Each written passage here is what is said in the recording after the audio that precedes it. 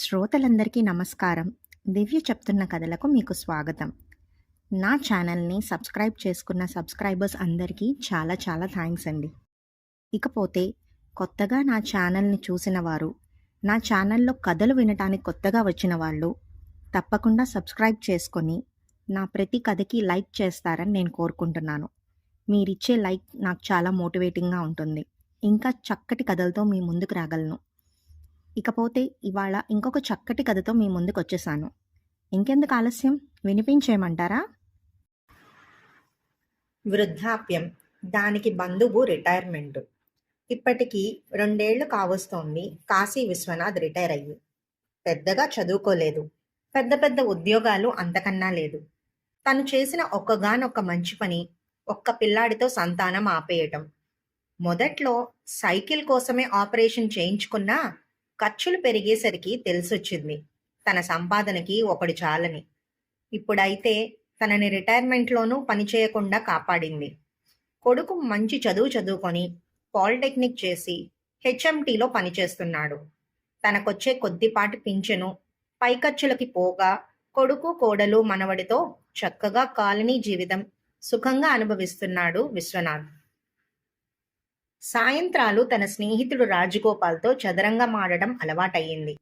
ఉద్యోగం లేని పుణ్యమా అని ఇప్పుడు రోజుకు 7 గంటలు అధికమయ్యాయి. నీ షష్టిపూర్తి ఏర్పాట్లు ఎందాక వచ్చాయి? అడిగాడు రాజగోపాల్. తేదీ ఖాయమైంది, మిగతావన్నీ ఒకదాని తర్వాత ఒకటి అవే ఖాయమవుతాయి. నా షష్టిపూర్తి కదా, అబ్బాయి నా చేత ఏ పని చేయించట్లేదు, నాతో చెప్పట్లేదు కూడా, చెప్పాడు విశ్వనాథ్. విశ్వనాథ్ మంత్రిని ఏనుగుని ఎక్కుపెట్టాడు తన మంత్రితో రాజగోపాల్. రెండిట్లో ఒకదాన్ని వదులుకోవటం ఖాయం. పై ఆదివారం గుర్రపందాల్లో ఒక కొత్త జోడీ వస్తోంది. ఎవరో అరబ్బు దేశం వాడట. అక్కడ పందాల్లో బాగా రాణించాడు. మంచి జాతి అశ్వం. వయసు కొద్దిగా మీరినట్లుంది. అది కూడా ఇప్పుడు యూరప్లో 4-5 స్థానాల్లో జారింది. కానీ మన వాటితో పోలిస్తే అనుమానం లేకుండా నెగ్గగలదు. 2000 దాకా దాచాను దానికోసం. వస్తావా నువ్వు కూడా? అది రాజ్గోపాల్కున్న ఒక్కగానొక్క వ్యసనం. వ్యసనం అనుకోవచ్చు, హాబీ అనుకోవచ్చు. నెలంతా కష్టపడి స్కూల్ పిల్లలకి సాయంత్రాలు ట్యూషన్లు చెప్పి సంపాదించిందంతా పందాల్లో తగలేస్తే అది వ్యసనమే. రిటైర్ అయ్యాక కాస్త తగ్గాడు గాని విశ్వనాథం తక్కువవాడు కాదు. తన భార్య ఇందిరకు చెప్పకుండా ఆఫీస్లో బోనస్లు ఇచ్చినప్పుడు, ఉద్యోగరీత్యా ప్రయాణిస్తే ఖర్చులకు గాను మిగిలినవి, మరి ఇతరత్రా వచ్చే రాబడి అంతా గుట్టు చప్పుడు కాకుండా గుర్రపందాల్లో పోగొట్టుకున్నాడు. తన 35 ఏళ్ల కాపురంలో ఇందిరకు కూడా అనుమానం రాకుండా నెట్టుకొచ్చాడంటే అది వ్యసనానికున్న బలం, ఆకర్షణ. ఇప్పుడు అదే ఆకర్షణ మళ్ళీ 2 ఏళ్ల నుంచి లాగుతోంది విశ్వనాథ్ను.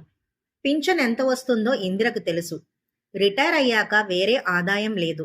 తనకున్న చదువుకి తోడు ట్యూషన్లు కూడాను. మరి కొడుకుతో డాక్టర్ కనో బట్టలు కనో అబద్ధాలాడి పందాలు కాయలేడు.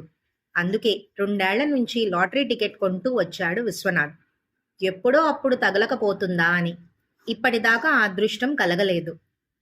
మనసు పీకుతున్నా అన్నాడు.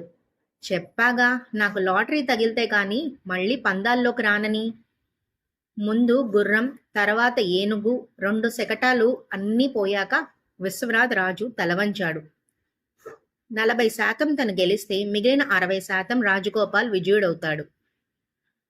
భోజన సమయానికి ఇంటికి వెళ్ళిపోయాడు రాజగోపాల్. నాతో ఆడవా తాతయ్య అంటూ ముద్దుపోయాడు నందు. వాడితో 2 ఆటలు ఆడి ఒకటి ఓడిపోయాడు. కావాలనే ఓడిపోయాడని అనుకొని సర్ది చెప్పుకున్నా నందు ఆడిన కొద్దీ వృద్ధి చెందుతున్నాడని సంతోషపడ్డాడు విశ్వనాథ్. తాతయ్య, ఇవాళ ఏం జరిగిందో తెలుసా స్కూల్లో? రోజు మళ్ళీ జరిగిందంతా చెప్పుకుపోతున్నాడు. తన కొడుకుని ఎన్నడూ ఇలా ముద్దు చేయలేదు. స్కూల్ నుంచి వచ్చాక ఆడించటానికి ఇంత సమయమూ దొరకలేదు. అసలు కన్నా వడ్డీ ముద్దు. భోజనాలయ్యాక పక్కలెక్కారందరూ. ఉన్న ఒక పడగ్గది కొడుకు కోడలు వాడుకుంటే ముందు గదిలో నందు, ఇందిర, వరండాలో విశ్వనాథ్. ఒంటరిగా ఇందిరతో కాలం గడిపి ఎన్నేళ్లైందో మర్చిపోయాడు. విహారయాత్రలకు వెళ్దామనుకున్నా డబ్బు కిటకిట. తన చేతకానితనానికి ఇందిర చిన్న చూపు. నిట్టూర్చి నిద్రకు ఉపక్రమించాడు. ప్రతి శుక్రవారం లాగా ఆ రోజు కూడా విధిగా వెళ్ళాడు. ఆంధ్రజ్యోతి దినపత్రిక కోసం పాన్ షాప్ దగ్గరకు. పేపర్ కొనకుండా భాగ్యలక్ష్మి లాటరీ ఫలితాల పేజీ వెతికాడు. ఎక్కడ పోతుందో అని నంబర్ వేరే కాగితం మీద రాసుకుని టికెట్టును భద్రంగా ఇంట్లో పుస్తకంలో దాస్తాడు. జేబులో కాగితం తీసి అంకెలు సరిచూసుకున్నాడు మళ్ళీ. 10 లక్షలు ఒక్క నంబర్లో పోయింది. మళ్ళీ మళ్ళీ తనిఖీ చేశాక తగ్గాడు. 1,00,000, 50,000 అన్నీ వెతికాడు. నిరుత్సాహంతో మిగిలినవి చూస్తుంటే కనబడిందది. 17219444. కాకతీయాళంగా అది ఇందిర పుట్టినరోజు. ఫిబ్రవరి 17. 25,000. మళ్ళీ మళ్ళీ చూసుకున్నాడు. సంబరం బయటికి కనపడనిస్తే మళ్ళీ పాన్ షాప్ వాడికి బక్షీసు, వీధిలో అందరికీ తెలిసిపోవటం, తను పందాలు ఆడలేకపోవటం, నీరుగారే మొహం పెట్టి పేపర్ పాన్ షాప్ వాడికి ఇచ్చేశాడు. విధిగా వచ్చే వారం టికెట్ కూడా కొని కాళ్ళీడ్చుకుంటూ ఇంటి ముఖం పట్టాడు. అద్భుత నటన. పై ఆదివారం లోపల ఆ టికెట్ తీసుకెళ్లి ఆఫీసులో చూపిస్తే తన సొమ్ము ముట్ట చెప్తారు. మేఘమాల సరస శృంగారభరితమైన గ్రంథం. ఎన్నడూ తను పూర్తిగా చదివిన పాపాన పోలేదు. ఎవరో స్నేహితులు సిఫార్సు చేస్తే కొన్నాడు. చదివిన కొన్ని ఘట్టాల్లో ఆనాటి వర్ణన, అశ్లీలత లేని స్వచ్ఛమైన రసవత్తర సృష్టి. దానికోసమే వెతుకుతున్నాడు విశ్వనాథ్. ఇన్నేళ్లలో ఎవరూ దాన్ని తాకలేదు. మరెక్కడ పెట్టినా ఎవరో ఒకళ్ళకి కనపడే అవకాశం ఉన్నందున అందులో దాచాడు టికెట్ని. బల్ల సొరుగులో మళ్ళీ మళ్ళీ గాలించాడు. నిఘంటువులు, పత్రికలు అన్నీ ఉన్నాయి. ఆ ఒక్క గ్రంథం తప్ప. దేనికోసం వెతుకుతున్నారు మావయ్య గారు? అడిగింది కోడలు వంకాయలు తరుగుతూ. ఇందిర స్నానాల గదిలో ఉన్నట్టుంది. ఇందులో మేఘమాల ఉండాలి, నీకేమన్నా తెలుసా? అడిగాడు. సుజాత వదిన గారికి పాత గ్రంథాలు చదవాలనిపించి ఏమన్నా పుస్తకాలున్నాయా అని అడిగారు అత్తయ్య గారిని. ఇచ్చి 2 రోజులు అయింది. మీకు కావాలంటే అడిగి తీసుకుంటాను మావయ్య గారు, చెప్పింది కోడలు. తన ఆ పుస్తకం చదివి 10-15 ఏళ్లైనా అయ్యుంటుంది. ఇప్పుడు గాని అది కావాలని అడిగితే ఇందిరకి వెంటనే అనుమానం వస్తుంది. మెదడు అతి వేగంగా పనిచేస్తోంది విశ్వనాథ్కి. ఇక్కడ కనపడకపోతేను అడిగాను. నేను కొన్న ఒక్కగానొక్క పుస్తకం అది. ఎక్కడ పోయిందో అన్న తాపత్రయం అంతే, చెప్పాడే గాని ఇప్పుడు ఆ పుస్తకం తిరిగి ఎలా తీసుకోవటమా అని పలు విధాలా ఆలోచిస్తూ వరండాలో పడక్కుర్చీలో కూర్చున్నాడు. తను వెళ్ళి అడిగితే వెంటనే కోడలికి తెలిసిపోతుంది. పై ఆదివారం లోపు ఆ టికెట్ చేతికి రాకపోతే ఒక్కసారి తలుపు తట్టి అదృష్ట దేవత గుమ్మం దాటి రాకుండానే తిరిగి వెళ్ళిపోతుంది. మరి గుర్రాలు అంతే. ఆ మైదానంలో హోరు, ఎగ్జైట్మెంట్ డెక్కల చప్పుడుతో బాటే గుండె లయబద్ధంగా కొట్టుకుంటూ అసహనంగా లేచి పచారులు కొట్టాడు. సాయంత్రం అయింది. రోజులాగే బడి నుంచి రాగానే హోంవర్క్ చేయిస్తోంది నందు చేత కోడలు. 5 అయ్యేసరికి వచ్చాడు యథావిధిగా రాజగోపాల్. ఏమిట్రా అంత ఎగ్జైట్మెంటు? లాటరీ తగిలిందా? ఆ హుషారులో గొంతు పెద్దది చేశాడన్న విషయం మర్చిపోయి పొరపాటు గ్రహించి అటూ ఇటూ చూసి గుసగుసల్లో అన్నాడు. లాటరీ గానీ తగిలిందా? నోటి మీద చెయ్యి అడ్డుపెట్టి జరిగిందంతా చెప్పాడు విశ్వనాథ్. గొప్ప చిక్కే వచ్చింది. ఆ ఇంట్లో ఎక్కడ పెట్టిందో ఆ మహాతల్లి. సరిగ్గా ఆవిడికి గ్రంథపఠనం అవసరం వచ్చిందా? మిత్రుడి లాటరీ తగిలిందన్న ఆనందం కంటే మహాలక్ష్మి రేస్ కోర్స్కి వెళ్లటానికి, ఆ ఆహ్లాదాన్ని పంచుకోవటానికి తనకో జోడీ దొరకబోతుందన్న తపనే ఎక్కువగా ఉంది రాజ్గోపాల్కి. ఇప్పుడేం చేద్దాం? ముందు ఆ పుస్తకం ఎక్కడ పెట్టిందో గమనించాలి. బజార్కి వెళ్ళినప్పుడు వాళ్ళ ఆయన కోసం తాళాలిచ్చి వెళ్తుంది కదా మీ ఇంట్లో. మీ నందుకి అవిచ్చి ఆ పుస్తకం తెమ్మని పంపుదాం. టికెట్ తీసేసి మళ్ళీ దాన్ని యథాస్థానంలో పెట్టిరమ్మను.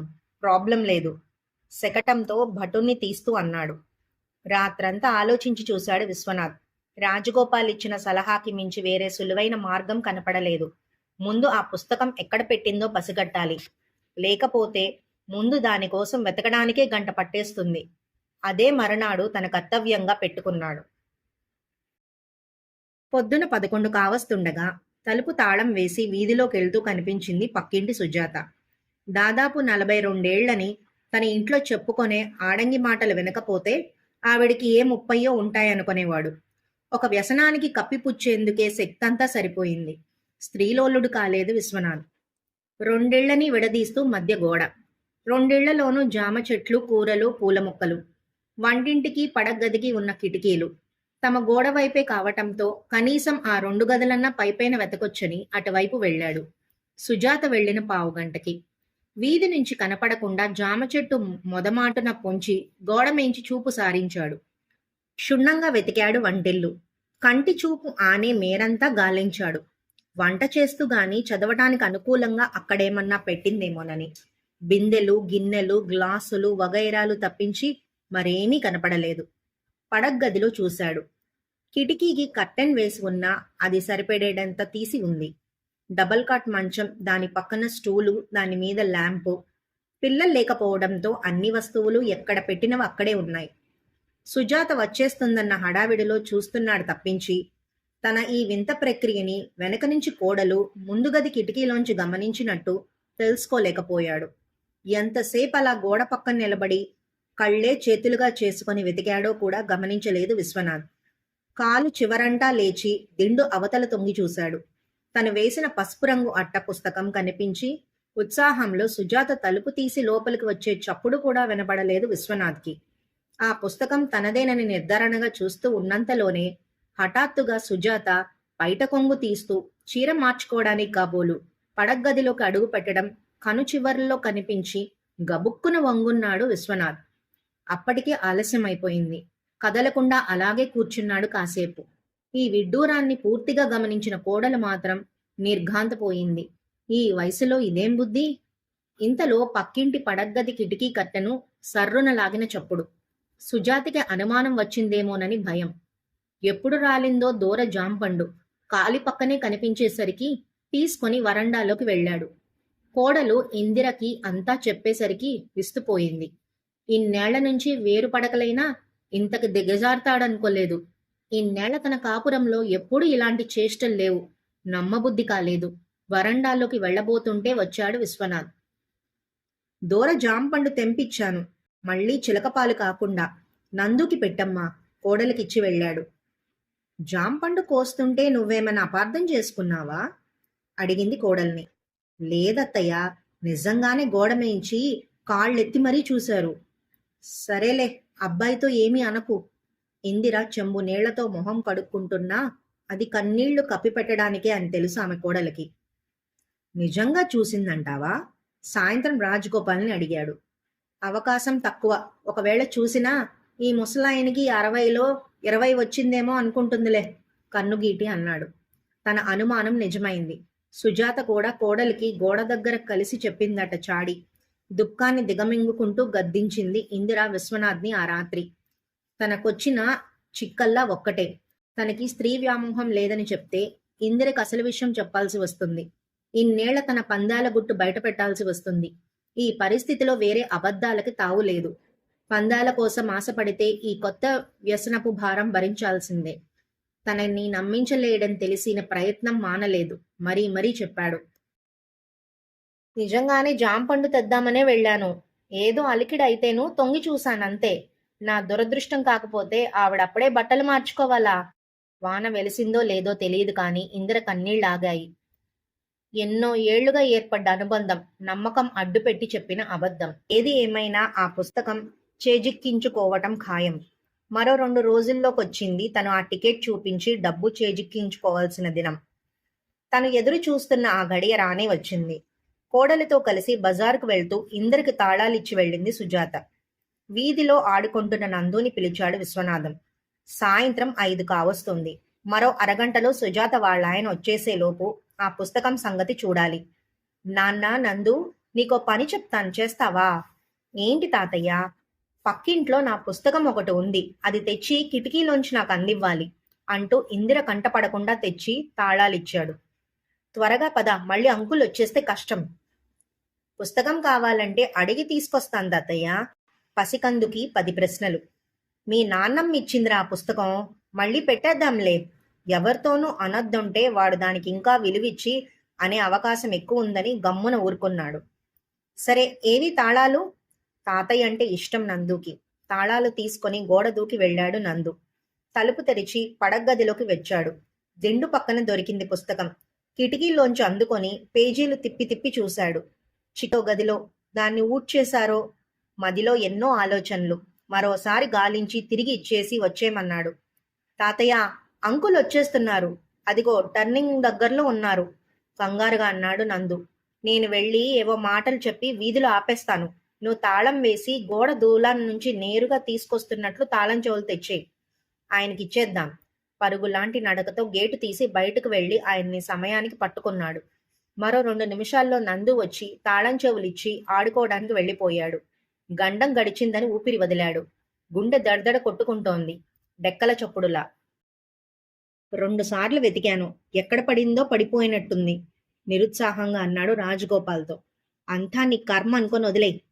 అంత హైరానాలోనూ తన మంత్రిని ఎలా బంధించాడో అని ఆశ్చర్యపోయాడు రాజగోపాల్. నేను కిటికీలోంచి చూసినప్పటి నుంచి నాకు ఇల్లు నరకమైంది. ఇందిర నాతో మాట్లాడట్లేదు. కోడలు కూడా విచిత్రంగా చూస్తోంది. అబ్బాయితో చెప్పిందేమో. వాడు మొహం చాటేసుకొని తిరుగుతున్నాడు. ఈ పందాల కోసం ఎన్నెన్ని భరించాల్సి వస్తోందో. చెక్ పెడుతూ నిట్టూర్చాడు. రాజగోపాల్ ఆలోచనలో పడ్డాడు. కంచాల్లో వడ్డిస్తూ కోడలు, గ్లాసులో నీళ్లు పోస్తూ ఇందిర, స్నానం చేస్తూ కొడుకు.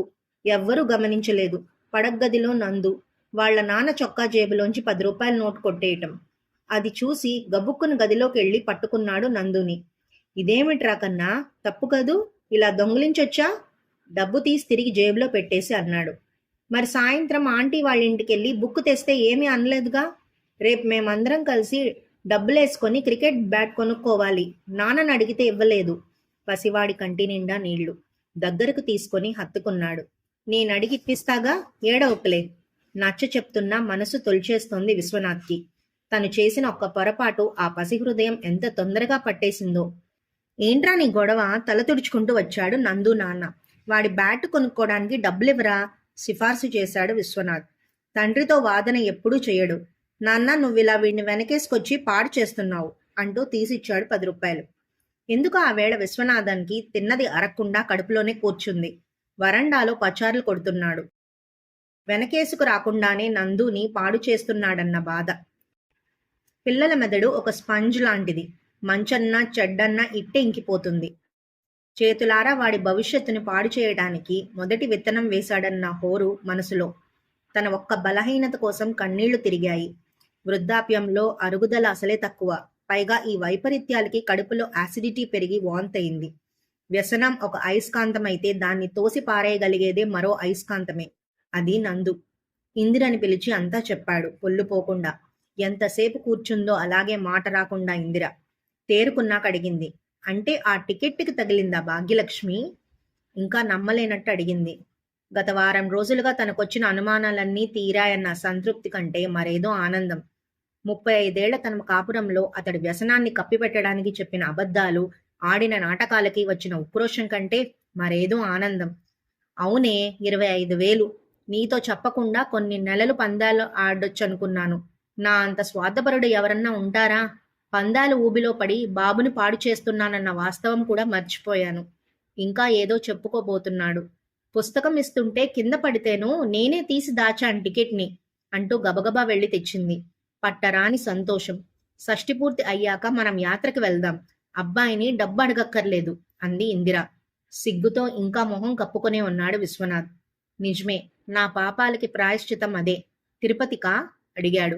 ఎన్నో ఏళ్లుగా ఆ ఇంట్లోంచి బయటికెళ్ళి తామిద్దరమే ఏ బాదరబందీ లేకుండా తిరిగి యవ్వనంలో విహరించే విహారయాత్రకి వెళ్లాలనే ఆశ కోరికగా మిగిలిపోకూడదని అనుకుంటే అది ఆమె తప్పు కాదు, వ్యసనం అంతకన్నా కాదు. ఊటీకి, తిరుపతికని చెప్దాం అంది. డబ్బు, అదే దాని ఆకర్షణ.